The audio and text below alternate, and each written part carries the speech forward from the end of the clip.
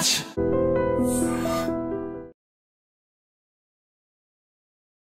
Bihar elections ఒక నెల రోజులు కూడా లేవు. ఒక బ్యాటిల్ ఆఫ్ బిగ్గెస్ట్ ఫైట్ అనేది కనిపించబోతోంది. బీహార్ లో పరిస్థితులు ఎలా ఉన్నాయి? Bihar is like Andhra. Caste equation చాలా పవర్ఫుల్. యాదవ్లు, బ్యాక్వర్డ్ క్లాస్లు, దాంట్లో ఇక్కడ రెండు పార్టీలకే స్ట్రైక్ రేట్ బాగుంది. ఒకటి ఆర్జేడీ, తేజస్వి యాదవ్, నితీష్ కుమార్ అండ్ కాంగ్రెస్ ఇద్దరు ఒకటే బకెట్లో. కానీ నితీష్ కుమార్ బీజేపీకి బీహార్లో ఉన్న అన్నిటికంటే పెద్ద వీక్నెస్ ఏంటంటే, ఒకటి రాహుల్ గాంధీ అక్కడ మెయిన్గా ఆయన ప్రచారం చేసిందంటే that is the dangerous thing. RJD అదే భయపడుతున్నారు. ఆర్జేడీ పార్టీ లీడర్స్ కానివ్వండి, తేజస్వి యాదవ్ చాలా క్లియర్గా చెప్పారు. కానీ అక్కడున్న క్యాంపెయిన్లో Tejashwi Yadav is more aggressive than Rahul Gandhi. Prashant Kishore ఎలాంటి రోల్ ప్లే చేయబోతున్నారు? ప్రశాంత్ కిషోర్కి బహుశా 1-2 సీట్లు రావచ్చు అంటున్నారు. అది కూడా చాలా డౌట్ఫుల్. ఎందుకంటే ఆయన ఐ థింక్ నాకు స్ట్రైక్ రేట్ ప్రకారం అనలైజ్ చేస్తే ఇప్పుడు వస్తున్న సర్వే రిజల్ట్స్ ప్రకారం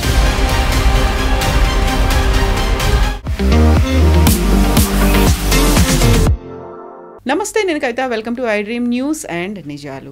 బీహార్ ఎలక్షన్స్ ఒక నెల రోజులు కూడా లేవు. ఒక బ్యాటిల్ ఆఫ్ బిగ్గెస్ట్ ఫైట్ అనేది కనిపించబోతోంది. యాక్చువల్గా బీహార్లో పరిస్థితులు ఎలా ఉన్నాయి?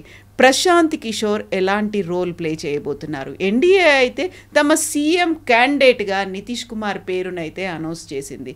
బట్ అక్కడ యూపీఏ ఎలాంటి రోల్ ప్లే చేయబోతోంది? ఇండియా కూటమి సీట్ షేరింగ్ ఎక్కడి దాకా వచ్చింది? మనతో పాటుగా ఉన్నారు సీనియర్ జర్నలిస్ట్ సురేష్ కొచ్చతిల్ గారు. సార్ నమస్తే. నమస్తే. సో బీహార్ అనగానే మనకు అక్కడ జరిగేటువంటి ఒక కలగాపులగం రాజకీయాలు అనేవి కనిపిస్తుంటాయి. అన్ని మిక్స్డ్గా ఉంటూ ఉంటాయి. యూజువల్గా అక్కడ కోయలేషన్ గవర్నమెంట్ వస్తుంది, ఆ తర్వాత పుల్లింగ్ అనేది కనిపిస్తూ ఉంటుంది. ఇవన్నిటి తర్వాత ఇప్పుడు రాబోతున్నటువంటి ఎలక్షన్ ఎలా ఉందనుకుంటున్నారు మీరు?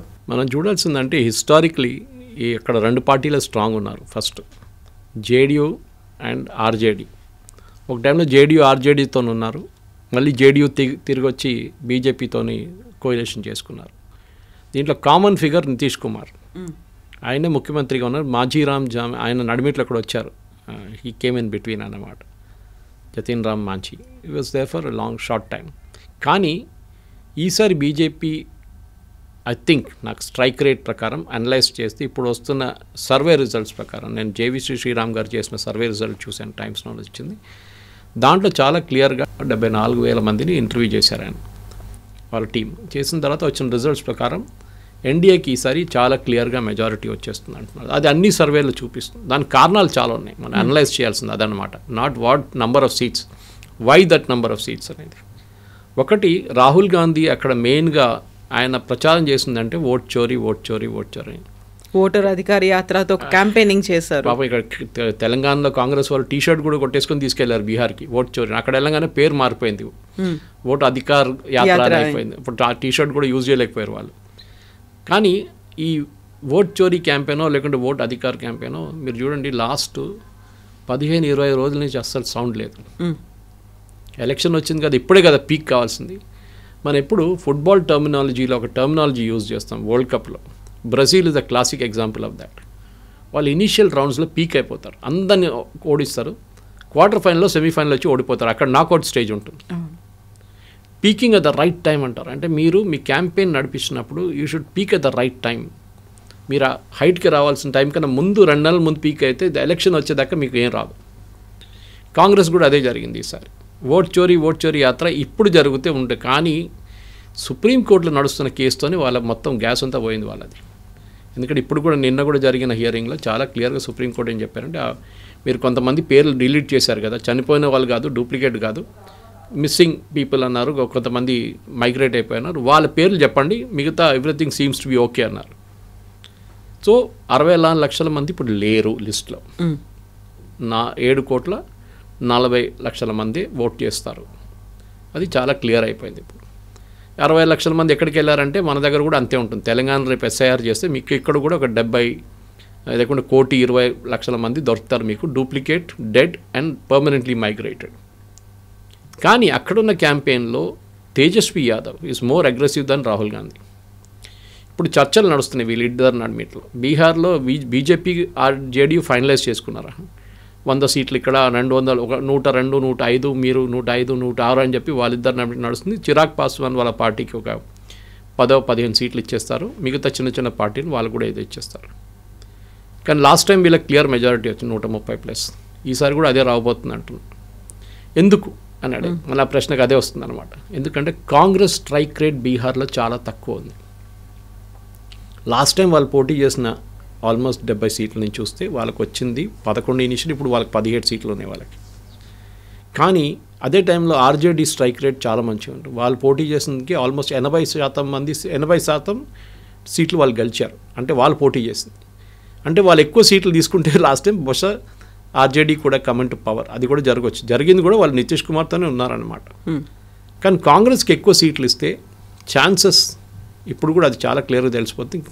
కాంగ్రెస్కి ఈసారి 11 నుంచి 14 సీట్లు వస్తుందని అన్ని సర్వేలు చెప్తున్నారు అనమాట. అట్లా కాంగ్రెస్కి అన్ని సీట్లు ఎందుకు ఇవ్వాలని చెప్పి ఆర్జేడీ ఆర్గ్యూ చేస్తున్నారు. ఇవాళ వచ్చిన న్యూస్ రిపోర్ట్ ప్రకారం 54 సీట్లు ఇస్తారని చెప్పారంట. కాంగ్రెస్ అంగీకరించరు. ఒక ఇంటర్నల్ ఫైట్ ఉంటుంది డెఫినెట్గా. So they will again have to go back. 75 కావాలంటే లాస్ట్ బార్గెన్ చేసుకొని నా అంచనా ప్రకారం ఒక 55 నుంచి 60 సీట్లకు వచ్చేస్తారు. కానీ 60 సీట్లు ఇచ్చిన తర్వాత కూడా కాంగ్రెస్ గెలవబోతుంది 11. వాళ్ళ స్ట్రైక్ రేట్ చూడండి 1/4 కూడా లేదు. సో ఫిక్స్ అయిపోయిందా అక్కడ? So that is the dangerous thing. So RJD అదే భయపడుతున్నారు. అది చాలా క్లియర్గా ఆర్జేడీ పార్టీ లీడర్స్ కానివ్వండి, తేజస్వి యాదవ్ చాలా క్లియర్గా చెప్పారు, మేము మా క్యాండిడేట్స్ అన్ని కాన్స్టిట్యున్సీలో పెడతా ఉన్నారు, ఎందుకంటే వాళ్ళ స్ట్రైక్ రేట్ బెటర్ ఉందని. అదే టైంలో బీజేపీ కూడా అదే. నితీష్ కుమార్కి ఇచ్చిన సీట్లు చూస్తే 100 సీట్లు ఇస్తే నితీష్ కుమార్ దాని నుంచి 50 సీట్లు గెలుస్తారు. బీజేపీ అదే టైంలో ఎప్పుడు వచ్చిన సర్వే ప్రకారం చూస్తే కూడా 75 సీట్లు గెలిపోతారు. 77 is the outer limit. So strike rate BJP ఇది బెటర్ ఉంది, అంటే almost 77% strike rate. Nitish Kumar ఏమో 40%, 42%. సో బీజేపీ ఎక్కువ సీట్లు తీసుకుంటే బాగుంటుందా అంటే ఎస్, కానీ ఎక్కువ సీట్లు తీసుకుంటే నితీష్ కుమార్ అగ్రీ చేయరు.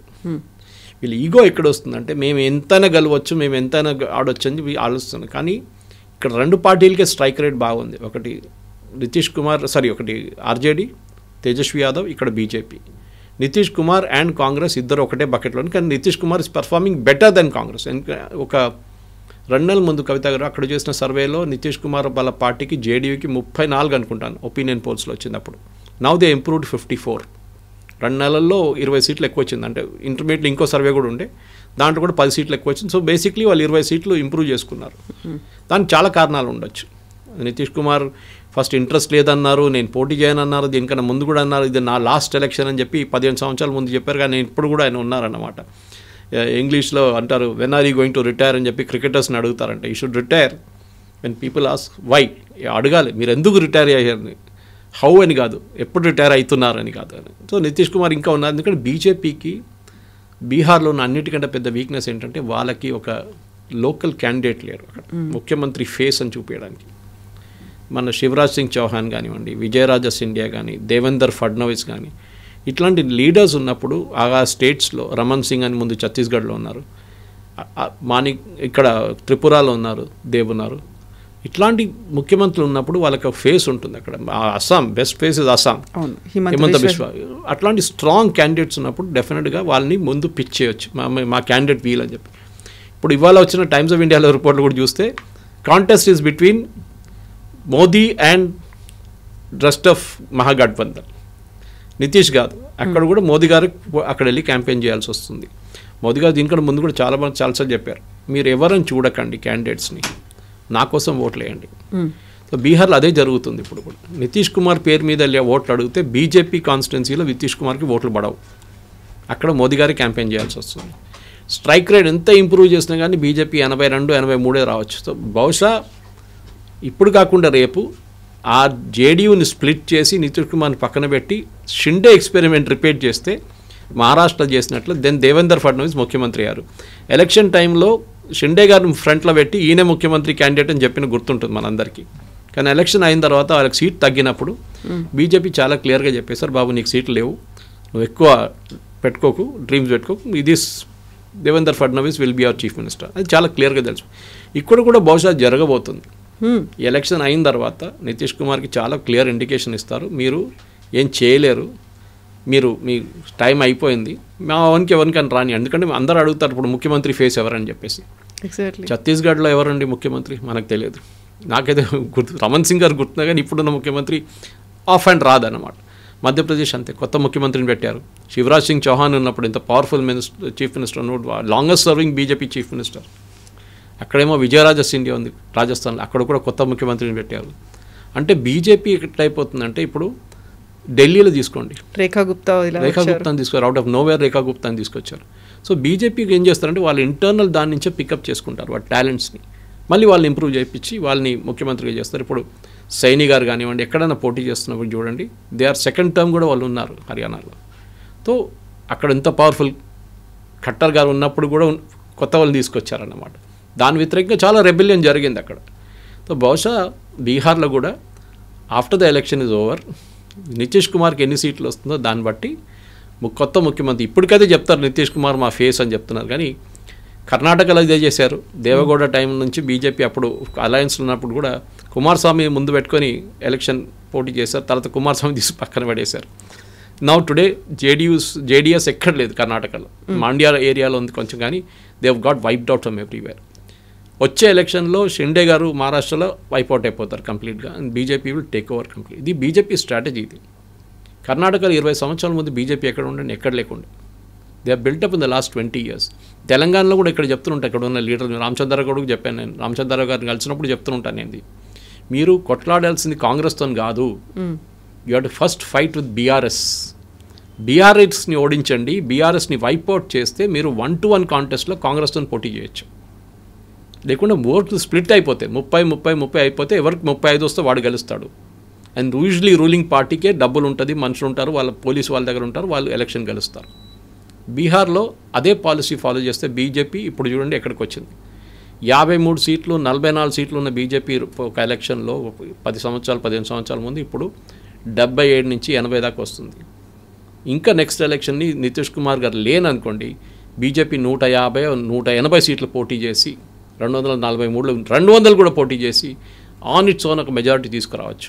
అది చేయాల్సింది. ఎప్పుడో ఒక టైంలో ఒక రిస్క్ తీసుకోవాల్సి బీజేపీ బీహార్లో, తెలంగాణ లాగానే అట్లా. తెలంగాణలో కూడా మీరు ఫస్ట్ వైప్అవుట్ బీఆర్ఎస్ కంప్లీట్లీ, అప్పుడు మీకు కాంగ్రెస్కి డైరెక్ట్ ఫైట్ ఉంటుంది, అప్పుడు ఈజీ అయిపోతుంది గెలవడానికి. ఇదే స్ట్రాటజీ బీహార్లో ఫాలో చేస్తే, మహారాష్ట్ర చేసి చూపించారు, బీహార్లో చేసి చూపిస్తే మన తర్వాత తెలంగాణలో రెప్లికేట్ చేయొచ్చు. ఇక్కడ ఒక టిపికల్గా కనిపించేటువంటి ఒక అంశం కూడా కనిపిస్తుంది. రీజనల్ పార్టీలు అనేవి అక్కడ వైప్ అవుట్ అయిపోతున్నాయి. రీజనల్ పార్టీలు అక్కడ మా ప్రాంతం మా సమస్యలు మాకే తెలుసు కదా అనేటువంటి ఒక కీ రోల్ పోషించినటువంటి అవి జాతీయ పార్టీల మధ్యలో ఫైట్తో ఇవన్నీ వానిష్ అయిపోతున్నాయి అనేది. ఇప్పుడు జాతీయ పార్టీలకు ఏం తెలుసు, మా రాష్ట్రానికి సంబంధించినటువంటి అవసరాలో లేకుంటే ఇక్కడ ఉన్నటువంటి సమస్యలో ప్రజల గురించో తెలియదు కదా, వాళ్ళు రాజకీయం చేస్తారు, మేము ప్రజల బాగు కోసం కదా ఉండేదని. మనం మాట్లాడుకున్నటువంటి అన్ని స్టేట్స్లో రీజనల్ పార్టీలే కనిపిస్తూ వస్తున్నాయి. సౌత్లో ఉందండి అది మెయిన్లీ. కేరళ చూడండి, సిపిఎం ఒక రీజనల్ పార్టీ అని చెప్పొచ్చు, అక్కడ నేషనల్ పార్టీ కాదు సిపిఎం. తమిళనాడులో డిఎంకే, ఏఐడిఎంకే. కర్ణాటక వచ్చినప్పుడు జేడీఎస్ ఉండే ముందు, ఇప్పుడు కాంగ్రెస్ ఉన్నారు అక్కడ. ఎప్పుడైనా తమిళనాడులో కాంగ్రెస్ కానీ బీజేపీ కానీ ఒక మెయిన్ పార్టీగా ఎప్పుడు పైకి రాలేదు. బహుశా ఫస్ట్ టైం అన్నామలై గారు డిసైడ్ చేశారు, మేము ఒంటరిగా పోటీ చేస్తామని చెప్పి లాస్ట్ ఎలక్షన్. ఆయన కాడర్ని బిల్డప్ చేశారు, కానీ ఏదో మార్పు కోసం అన్నామలై గారిని పక్కన పెట్టారు. ఇప్పుడు వాళ్ళకి తెలిసిపోయింది బీజేపీకి అక్కడ 18% మ్యాక్సిమం ఓటు రావచ్చు, 18% కన్నా ఎక్కువ రాదు, జస్ట్ లైక్ కేరళ. దానికన్నా పైకి వెళ్ళాలంటే మీకు ఒక ద్రవిడియన్ పార్టీ హెల్ప్ తీసుకోవాల్సి వస్తుంది. అది మీరు ఫస్ట్ చూడండి, బీజేపీ ఒక టైంలో కరుణానిధితోనే డిఎంకేతోనే ఉన్నారు, తర్వాత ఏఐడిఎంకేతోనే ఉన్నారు, కానీ ఎప్పుడు ఈ పార్టీలు బీజేపీని పైకి రానియలేదు. చూడండి, అదే పళనిస్వామి ఆల్మోస్ట్ డెడ్లో అమిత్ షాకి ఒక తాకీదు ఇచ్చారు, దీన్ని అన్నామలైని పక్కన తీసేసేయండి, then we will have a tie up with you అని చెప్పి. అన్నామలైని భయపడుతున్నారు తమిళనాడులో, because he can grow the party from 18 to 24. రేపు టైం పడుతుంది. ఆయన కాడర్ని అపాయింట్ చేశారు, బూత్ వైజ్ చేశారు, అన్ని తిరిగారు, డిస్ట్రిక్ట్స్లో అన్నీ చేశారు. ఇక్కడ రామచంద్రరావు గారు చేయాల్సింది అది కూడా ఆయన చేస్తున్నారు, అక్కడ చేశారు ఆల్రెడీ. రామచంద్రరావు గారు I think is replicating Annamalai here తెలంగాణలో. అట్లాంటి పరిస్థితుల్లో బిల్డప్ చేయొచ్చు. నేను ఎప్పుడు కర్ణాటకని మెన్షన్ చేస్తాను అందరి దగ్గర. కర్ణాటక చూసి నేర్చుకోండి, మహారాష్ట్ర చూసి నేర్చుకోండి. మహారాష్ట్రలో ఒక టైంలో శివసేన అంటే బీజేపీని పక్కన పెట్టేశారు వాళ్ళు. Balasaheb Thackeray was the king. సరే కాంగ్రెస్ కూడా పరిపాలించారు, ఏఆర్ అంతులే నుంచి వైబీ చవాన్ వాళ్ళు చాలామంది వాళ్ళ ముఖ్యమంత్రులు ఉన్నారు. కానీ ఒకసారి శివసేన వచ్చినప్పుడు బీజేపీని పక్కన పెట్టేశారు. యు ఆర్ జూనియర్ పార్ట్నర్, ఎప్పుడు పైకి రానేలేదు. Suddenly BJP decided, Balasaheb Thackeray వెళ్ళంగానే పార్టీ స్ప్లిట్ అయిపోయింది. షిందేకి ఒకటి, మన ఉద్ధవ్ థాకరే ఒకటి అని వెళ్ళంగానే then now is an opportunity అని చెప్పి బీజేపీ దూరిపోయారు దాంట్లో. And today BJP is having absolute majority. వాళ్ళు కావాలంటే చేసుకో. మీరు అదే పరిస్థితి పంజాబ్లో ట్రై చేస్తే బాగుంటుండే. పంజాబ్లో కూడా ఇదే తప్పు చేశారు బీజేపీ వాళ్ళు. ఎప్పుడైనా శిరోమణి అకాలీ దళ్గా జూనియర్ పార్ట్నర్గా పోటీ చేశారు. 10 సీట్లు ఉంటే లోక్సభ వాళ్ళు 2 సీట్లు ఇస్తున్నాయి బీజేపీకి. ఎందుకంటే వీళ్ళకి తెలుసు మేము అది లేకుండా గెలవలేము, మాకు అది కూడా రాదు. తమిళనాడు కూడా అదే పరిస్థితి అనమాట. మీరు చెప్పిన పాయింట్ కరెక్టే. రీజనల్ పార్టీస్ రీజనల్ ఆస్పిరేషన్స్ చూసుకుంటారు కరెక్టే, కానీ కర్ణాటక మహారాష్ట్రలో మార్చేశారు మొత్తం సిచ్యువేషన్ని. రీజనల్ పార్టీని అప్సెట్ చేసి బీజేపీ ఒకసారి కర్ణాటకలో ఆల్రెడీ రూలింగ్ ఉండే ముందు, ఇప్పుడు కాంగ్రెస్ వాళ్ళు ఉన్నారు కానీ దానికన్నా ముందు ఉండే. ఈ మహారాష్ట్ర కూడా ఎప్పుడు చూడండి బీజేపీ వచ్చేసారు. ఎక్కడైనా రీజనల్ పార్టీ స్ట్రాంగ్ అని, ఇప్పుడు మీరు జార్ఖండ్ తీసుకోవచ్చు, వెస్ట్ బెంగాల్ చూడండి, ఎప్పుడైనా సిపిఎం లేకుంటే ఇప్పుడు టీఎంసీ, అక్కడ ఎప్పుడు బీజేపీ రాదు కూడా అక్కడ. ఎందుకు ముస్లిం మెజారిటీ చాలా ఎక్కువ కొన్ని కాన్స్టిట్యున్సీలు. అస్సాం చూడండి, అస్సాంలో మార్పు వచ్చింది. 21 కాన్స్టిట్యున్సీలో ఏఐయుడిఎఫ్ గెలవచ్చు. ముస్లిం మెజారిటీ ఉన్న నార్త్ అస్సాం కాన్స్టిట్యున్సీస్ అన్ని బంగ్లాదేశ్ నుంచి వచ్చిన ఇన్ఫిల్ట్రేటర్స్ ఉన్నారు అక్కడ ఏఐయుడిఎఫ్ మన బద్రుద్దీన్ కమాల్ ఆయన పార్టీ ఒకటి ఉంది అక్కడ. మన ఏఎం వాళ్ళు కూడా అక్కడ వెళ్ళి ఒకసారి పోటీ చేస్తారు అక్కడి నుంచి. అక్కడ కూడా బీజేపీ హిమంతా బిశ్వ శర్మ హెల్ప్ తీసుకొని కంప్లీట్గా మార్చేశారు అస్సాంని. Best example is Tripura. 35 సంవత్సరాలు మాణిక్ సర్కార్ ruled the party. Was I think longest serving chief minister Jyoti Basu గారితో. ఆ త్రిపురలో బీజేపీ ఇప్పుడు దే ఆర్ రూలింగ్ పార్టీ. ఎట్లా వచ్చిందండి? సంఘ్ చాలా పని చేశారు అక్కడ, దాంట్లో డౌట్ లేదు. సంఘ్ చేసిన పని బీజేపీ కోసం చాలా ఉపయోగం వచ్చింది త్రిపురలో. ఏకల్ విద్యాలయ కానీ, సరస్వతి శిశు మందిర్ కానీ, హాస్పిటల్స్ కానీ, క్లినిక్స్ కానీ అన్నీ స్టార్ట్ చేశారు ఆర్ఎస్ఎస్ వాళ్ళు. అది ఎప్పుడో చేసిన దానికి ఇప్పుడు రాకా సుధాకర్ లాంటి వాళ్ళు అక్కడ వెళ్ళి ఉండి పనిచేసి వచ్చిన వాళ్ళకి దానికి బీజేపీకి పవర్ వచ్చింది, ఫ్రూట్ఫుల్ అయింది. సో ఓవరాల్ ఎక్సర్సైజ్ చూస్తే బీహార్ ఇప్పుడు ఎవరో నిన్న అన్నారు మదర్ ఆఫ్ ఆల్ బ్యాటిల్స్ అని. I think mother of all battles over stress చేస్తున్నాయి. ఎందుకంటే ఎస్ఐఆర్ గురించే మొత్తం డిస్ప్యూట్ మొదలైంది. కానీ ఎస్ఐఆర్ హెస్ ప్రూవ్డ్ ఇట్ సెల్ఫ్. At least 90% court is satisfied. Supreme court 10% next ఇయరింగ్లో క్లియర్ అయిపోతుంది. దాంతో it will be declared very clearly that SIR has been across the country. ఎస్ఐఆర్తో ఒక క్రెడిబిలిటీ వచ్చేస్తుంది. నిన్న కూడా సుప్రీంకోర్టు హియరింగ్లో ఏదో ఒక అడ్వకేట్ చెప్పారు, మమ్మల్ని తిడుతున్నారు ఎలక్షన్ కమిషన్ని రాహుల్ గాంధీ అని చెప్తే కోర్టు అది సీరియస్గా తీసుకోలేదు. నెక్స్ట్ ఇయరింగ్లో బహుశా తీసుకుంటారు. కాన్స్టిట్యూషనల్ అథారిటీ వాళ్ళు సిఐజీ లాగా they are constitutional authority, judiciary లాగా కాన్స్టిట్యూషనల్ అథారిటీ. మీరు వాళ్ళని తిట్టకూడదు. You have a difference opinion with them, criticise చేయొచ్చు, కానీ వాళ్ళు పర్సనల్గా తిట్టడం, వాళ్ళ ఫ్యామిలీని తిట్టడం ఈస్ అబ్సల్యూట్లీ నో. బీహార్ ఎలక్షన్లో బహుశా ఇంకొక, ఎందుకంటే ఒక నెల ఉంది అనౌన్స్ చేసిన 6వ తారీఖు first phase is on 6th, second phase on 11th and 14th children's day counting. So already ఎక్స్క్యూజ్లు స్టార్ట్ అయిపోయినాయి. ఓట్ చోరీ, ఎలక్షన్ది రిజల్ట్ మొత్తం మ్యానిపులేట్ చేస్తున్నారు, వీళ్ళు అది చేస్తున్నారు ఇది చేస్తున్నారు అని చెప్పి. ఈవీఎం కూడా ఉంది, ఈవీఎం వస్తుంది, అది తర్వాత వస్తుంది. ఈవీఎం ఓడిపోగానే అది ఒక ప్రెస్ రిలీజ్ రెడీగా ఉంటుంది కాంగ్రెస్ వాళ్ళ దగ్గర. మేము దీనికోసం అంతా ఓడిపోయాం, ఇన్ని కాన్స్టిట్యున్సీలో ముస్లిం ఓటర్లను తీసేశారు, ఇన్ని కాన్స్టిట్యున్సీలో దళిత్ ఓటర్లను తీసేశారని చెప్పి పెద్ద ఆల్రెడీ మొదలైంది. కానీ సుప్రీంకోర్టు అదే అడిగారు, మీరు అబ్జెక్షన్ అంటున్నారు, తీసేసింది అబ్జెక్షన్ అంటారు, పేర్లు చెప్పండి అయ్యా, మీరు అఫిడవిట్ ఫైల్ చేయండి, చేయట్లేదు. ఈవెన్ సింగిల్ నేమ్ 64 లక్షల మందిలో 1000 మందే అబ్జెక్ట్ చేశారు, వాళ్ళ పేర్లు తీసేశారని చెప్పి. 63,900 something will be there only. ఎక్కడికి వెళ్ళలేదు, వాళ్ళు లేరు. చనిపోయిన వాళ్ళు లేసి వచ్చి మా ఓటు కావాలని అడిగారు కదా, వాళ్ళు డెత్ అండ్ డర్త్ సర్టిఫికేట్లో ఉంది, వాళ్ళ పేరు ఉంది. So they are out of the list. Duplicate voters చాలా క్లియర్గా తెలిసిపోతుంది. తెలంగాణలో తీయండి, మీరు ఓల్డ్ సిటీలో తీయండి, మీరు ఇక్కడ తీయండి, మీకు మినిమం మీకు ఇక్కడ 10% డూప్లికేట్ ఓటర్లు దొరుకుతారు. మీకు ఆధార్తో మ్యాచ్ చేయండి, ఒకసారి ఎపిక్తో మ్యాచ్ చేయండి, అప్పుడు వచ్చేస్తుంది మీకు. So Bihar election the result is very clear. అక్కడ మార్పు ఉండదు, ఉన్న గవర్నమెంటే కంటిన్యూ అవుతారు. కానీ నేను చెప్పిన స్ట్రాటజీ ఒకటి బీజేపీకి ఫాలో చేస్తే బహుశా 10 సంవత్సరాల తర్వాత నితీష్ కుమార్ గారు ఉండరు. BJP on its own we can form the government. వాళ్ళ ప్రిన్సిపల్ ఆపోజిషన్ పార్టీ ఆర్జేడీగా ఉండిపోతుంది. కాంగ్రెస్కి ఏ పరిస్థితుల్లో ఇప్పుడు మహారాష్ట్రలో ఎట్లా జరిగింది, మిగతా హర్యానాలో ఎట్లా అయిపోయింది, కాంగ్రెస్ అట్లనే ఒక సైడ్ లైన్లో కూర్చుంటారు, పక్కన బెంచ్లో కూర్చొని వాళ్ళు ఎంజాయ్ చేస్తూ ఉండాలి.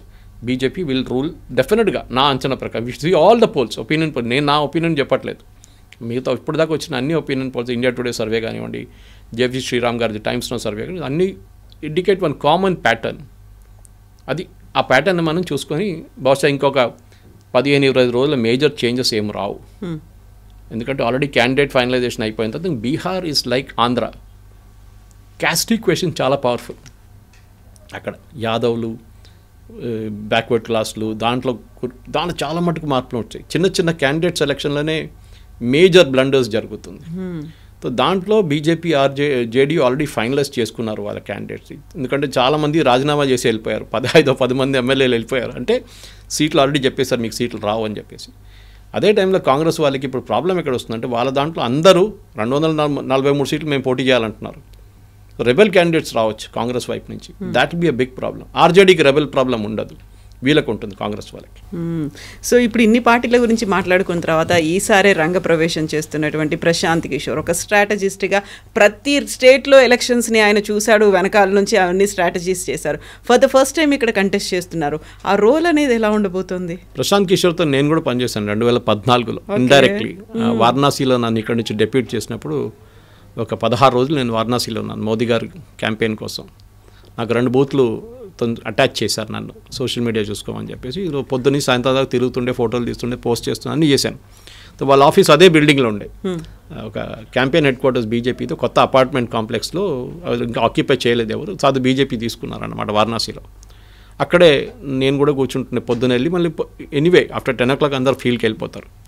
వాళ్ళు చాలా మెథాడికల్గా పనిచేశారు, దాంట్లో డౌటే లేదు. అప్పుడు పేరు ఐపాక్ కాదు, their name was citizens for accountable governance. చాలామంది యూఎస్ నుంచి తీసుకొచ్చారు ప్రశాంత్ కిషోర్ ఆ టైంలో. And he work for Modi before that. ఆయన 2014 నుంచి ముందు కూడా, నేను ఒకసారి అహ్మదాబాద్కి వెళ్ళినప్పుడు ఆయన మోదీ గారి ఆఫీస్లో ఉన్నారు. 2012 or 13 అనుకుంటాను. ఆయన అక్కడ ఉన్నారు, అహ్మదాబాద్ గాంధీనగర్లో ఉన్నారనమాట. సో ప్రశాంత్ కిషోర్కి మోదీ గారికి రిలేషన్షిప్ చాలా క్లోజ్, అది అప్పటి నుంచి ఉంది. కానీ దాని తర్వాత ఆయన కొంచెం అంబిషియస్ అయిపోయారు. నాకు క్యాబినెట్ పోస్ట్ కావాలి, నాకు అది కావాలి, అది కావాలంటే అమిత్ షా చెప్పేశారు నో సారీ. దాని తర్వాత ఆయన స్ప్లిట్ అయి వెళ్ళిపోయారు. ఆయన జగన్ కోసం పనిచేశారు, డిఎంకే కోసం పనిచేశారు, మమతా బెనర్జీ కోసం పనిచేశారు, అని చేశారు. కొన్ని ప్లేస్లో గెలిచారు, కొన్ని ప్లేస్లో ఓడిపోయారు. కాంగ్రెస్ ఫర్ ఎగ్జాంపుల్ పంజాబ్లో ఓడిపోయారు. అక్కడ అమరీందర్ సింగ్కి ఆయనకి పడలేదు అస్సలు. సో అమరీందర్ సింగ్ ఆయన చాలా హైప్ ఎక్కువ క్రియేట్ చేస్తాడు, ఈయన పని తక్కువ చేస్తాడని చెప్పి అదొక ప్రాబ్లం అండి. ఈసారి ఫస్ట్ టైం ఆయన ఓన్ స్టేట్లో పోటీ చేయబోతున్నారు ప్రశాంత్ కిషోర్. కానీ ఆయనకి ఇప్పుడు కూడా వస్తున్న దాని ప్రకారం ఆయనకి 6 నుంచి 7% ఓట్లు రావచ్చు. 6 to 7% అనేది మీకు విన్నింగ్ మార్జిన్ కాదు, స్ప్లిట్ చేయగలుగుతుంది. అది ఇక్కడి నుంచి వస్తుంది. ఆస్పిరేషనల్ ఓటర్ అంటారు బీహార్లో. అంటే నేను కూడా ఒక బెంగళూరు లాగానో, ఒక హైదరాబాద్ లాగానో, ఒక ముంబై లాగానో, ఒక ఢిల్లీ లాగా డెవలప్ కావాలని చెప్పి బీహార్ని చూస్తున్నారు. ఆస్పిరేషనల్ ఓటర్స్ వీళ్ళు చాలామంది బీహార్ని బయట వెళ్ళి పనిచేస్తారు. వాళ్ళకేంటే మా దగ్గర డెవలప్మెంట్ ఎందుకు రావట్లేదు అని చెప్పి ఆస్పిరేషనల్ ఓటర్స్. అదే ప్రశాంత్ కిషోర్ చూపిస్తాను అనమాట. మీరు కూడా చేయొచ్చు, నన్ను చూడండి, మీరు కూడా నా కోసం ఓటేస్తే నేను గవర్నమెంట్. ఆయనకు తెలుసు ఆయన గవర్నమెంట్ ఫామ్ చేయలేడు, ఆయన 1 man ఆర్మీ, ఆయన ఎక్కువ కాడర్ బేస్ సపోర్ట్ ఆయనకు లేదు. కానీ బిల్డప్ చేయొచ్చు. కానీ ఈ 6% ఆయన కొత్త ఓటర్లు వచ్చారు. ఇప్పుడు ఆల్మోస్ట్ 32 lakhs వచ్చారు. 32 లక్షల్లో ఆయన కొన్ని ఓట్లు తీసుకెళ్ళిపోవచ్చు. అది ఎవరు ఓటర్ ఉంటుందో అది చూడాల్సింది. అది మోదీ గారు ఓట్ల, లేకుంటే తేజస్వి యాదవ్ ఓట్ల. ఇద్దరికి యంగ్ ఆడియన్స్ ఉన్నారు. అది ఎక్కడి నుంచి వెళ్తుంది, ఆ క్యాస్ట్ ఈక్వేషన్ మీద ఉంటుంది. బహుశా ఈయనేమంటున్నాడు, క్యాస్ట్ ఈక్వేషన్ లేదు, ఈసారి వితౌట్ క్యాస్ట్ బీహార్ వాళ్ళు ఓట్ చేస్తారు, అది చేయరు. ఆంధ్రాలో వెళ్ళి మీరు చంద్రబాబు నాయుడు గారు జగన్ పోటీ చేసినప్పుడు, లేకుంటే ఇంకెవరైనా పోటీ చేసినప్పుడు అక్కడ క్యాస్ట్ ఈక్వేషన్ పనికిరాదంటే కాదు. There is caste equation. ఎంత చదువుకున్నాను కానీ మా ఓడి మీ ఓడి అని మాట్లాడతారు. అది constant. That is the constant things we see in Bihar, UP, Andhra. తెలంగాణలో అంత క్యాస్ట్ లేదు, కొంచెం ఉంది కానీ అంత లేదు. దట్స్ నాట్ దాట్ హై అన్నమాట. కానీ సే అగైన్ తమిళనాడు, తెలంగాణ 1 yearలు వాళ్ళు వీళ్ళు గౌండర్లు వీళ్ళు స్ప్లిట్ అయిపోతారు అగైన్. ఇట్లాంటి పరిస్థితుల్లో బీహార్లో ప్రశాంత్ కిషోర్కి బహుశా 1-2 సీట్లు రావచ్చు అంటున్నారు. అది కూడా చాలా డౌట్ఫుల్. ఎందుకంటే ఆయన 36% ఓట్లు వచ్చేనే ఆయన గెలుస్తాడు. అట్లాంటి కాన్స్టిట్యున్సీలు ఆయన దగ్గర లేవు. ఆయన దగ్గర డబ్బులు అంత లేవు. కానీ ఆయన ఎవరైనా బ్యాక్ చేసి టైఅప్ చేస్తారో అది చూడాల్సింది. వీళ్ళు ఎవరైనా, కానీ ఆయన వెళ్ళాడు అంటున్నారు, రాహుల్ గాంధీతో వెళ్ళను, మోదీ గారితో వెళ్ళను, నేను ఒంటరిగానే పోటీ చేస్తా అంటున్నాను. Good luck for him. ఎందుకంటే ఇప్పుడు కాకుండా అట్లీస్ట్ ఒక 15 సంవత్సరాల తర్వాత ఒక 5-6 సీట్లు ఆయనకి వస్తే బాగుంటుంది. ఎడ్యుకేటెడ్ పీపుల్ రావాల్సింది. నేను కూడా అది ఎప్పుడు అంగీకరిస్తున్నాను. ఫర్ హిమ్ చాలా మెథాడికల్ కానీ చాలా ఓవర్ అంబిషియస్ పర్సన్. కొంచెం లెవెల్ కొంచెం ఎక్కువ మాట్లాడతారు, ఒక 20% ఎక్కువ చేసి ఎప్పుడు మాట్లాడతారు అన్నమాట. That is something that he should control. So మీరు చెప్పినట్టుగా మదర్ ఆఫ్ ఆల్ బ్యాటిల్స్ కాకపోయినప్పటికీ కూడా ఒక ఇంట్రెస్టింగ్గా అయితే కనిపించబోతుంది. Definite Bihar election will be interesting. కానీ టైం చాలా తక్కువ. దీనికన్నా ముందు 5 సంవత్సరాలు కానీ 15 సంవత్సరాల ముందు 6 రౌండ్లు జరిగాయి. దాంతో 4 రౌండ్కి వచ్చింది, మళ్ళీ 3 రౌండ్లు అయింది, ఈసారి 2 రౌండ్లు అయితే లా అండ్ ఆర్డర్ సిచ్యువేషన్ చాలా మటుకు ఇంప్రూవ్ అయింది బీహార్లో. ముందు నక్సలైట్ ప్రాబ్లం ఉండే, హెవీ నక్సలైట్ ప్రాబ్లం ఉండే, దానికోసం 6 రౌండ్లు పెడుతుండే. బూత్ క్యాప్చరింగ్ ఉండే, అప్పుడు ఓటింగ్ ఈవీఎం కొత్త వచ్చింది, అది కూడా ఎత్తుకెళ్ళిపోతుండే వీళ్ళు. సో అట్లాంటి లా అండ్ ఆర్డర్ ఇష్యూ ఉన్నప్పుడే వీళ్ళు ఏం చేస్తారంటే ఈ సెక్యూరిటీని మూవ్ చేయాల్సి వస్తుంది. ఒక ఫస్ట్ 35 కాన్స్టిట్యున్సీ, దాని తర్వాత దాన్ని మూవ్ చేస్తారు నెక్స్ట్ ప్లేస్కి. ఈసారి అది లేదు, ఈసారి 2 ఫేజెస్లోనే అయిపోతుంది ఎలక్షన్. అది yes, it's a good bold attempt అన్నమాట. కానీ వాళ్ళు ప్లాన్ చేసుకొని ఉంటారు ముందే, సెంట్రల్ ఫోర్సెస్ని ఆల్రెడీ డిప్లాయ్ చేసేసారు. ఇప్పుడు model code of conduct is already kicked in. దాని తర్వాత డెఫినెట్గా ఈ 2 ఫేజ్లోనే ఫస్ట్ ఫేజ్లో చాలా క్రూషియల్ ఉంటుంది, ఎందుకంటే ఫస్ట్ ఫేజ్ డిటర్మైన్ చేస్తుంది సెకండ్ ఫేజ్ ఓటర్ ఏం జరగబోతుంది అనేది. చూద్దాం మనం, ఇట్ విల్ బి ఇంట్రెస్టింగ్ డెఫినెట్గా. Yes sir, thank you so much sir. Thank you. And for more videos, please subscribe to iDream. Please subscribe to iDream. Please subscribe iDream. And please subscribe to iDream. For more videos, subscribe to iDream. please like, share and subscribe to the channel. Congratulations, iDream. Subscribe to iDream. Subscribe to iDream. So subscribe to iDream Media. iDream ki iDream team andarki huge congratulations. Please subscribe iDream Media. Please subscribe to iDream. Subscribe iDream. Please subscribe to iDream. iDream అంటే నా కళల channel subscribe చేసుకున్న నోరు తిరుగుతలేదు, మీరైతే గంట గుర్తు కొట్టండి. For more such videos, please subscribe to iDream. Subscribe to iDream. Please subscribe to iDream. Please subscribe iDream Media. Please do subscribe to iDream. Please subscribe to iDream Media. For best entertainment and information, please subscribe iDream. And don't forget to subscribe to iDream.